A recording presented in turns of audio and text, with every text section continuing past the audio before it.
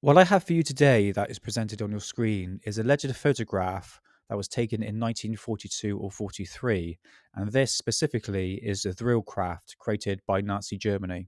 This is an anti-gravity flying saucer of the fighter intercept craft. However, there are no guns mounted underneath or on top. This is most likely the first prototype built in 1942. You must have gathered that this photograph most probably is a fake and must be taken with a pinch of salt.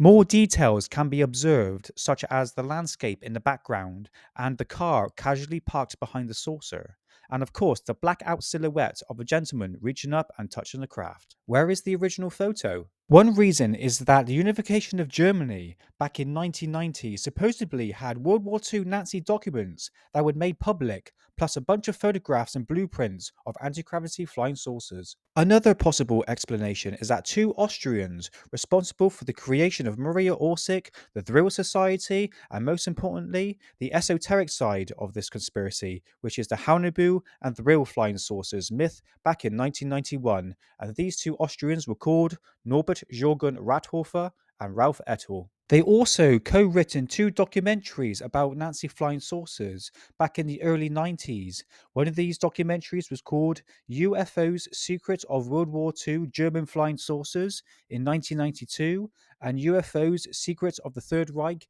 in 1994. According to websites and forums, the two Austrians were part of an underground secret society based upon the Tula Gesellschaft, which was an organization set up in 1919 until 1925, and this was to bring Germany back into its original dramatic roots, talking about the Aryan race. Before the two documentaries, the two Austrians written a book together called The Thrill Project, which came out in 1992. And in this book, you can clearly see the first ever photographs of the Vril and Haunebu flying saucers. However, the grainy black and white photographs does not help with the authenticity. This, what I have on the screen here, is a copy from the original photograph, which I'm going to get to in a minute. And you can clearly see it was a lot bigger, open landscape photograph, but still, you can't really make out anything. This clip, taken from UFO Secrets of the Third Reich, you can see the original photograph placed on the table. This book here is from my own personal collection. It's a German book called The Dark Side of the Moon by Brad Harris, which came out in 1996. And in here you can see the original photograph, but it's still very grainy and you can't make out what it is.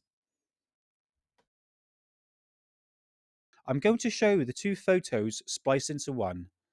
And here it is. This is one of many that will never be proven or debunked. And yes, it is possible to fake these photographs. Just look at Billy Meyer.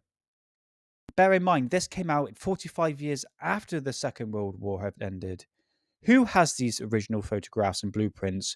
Does the two Austrians, Norbert Jürgen Rathofer and Ralph Ettel, have them? Surely, as they're the ones who put the material out there.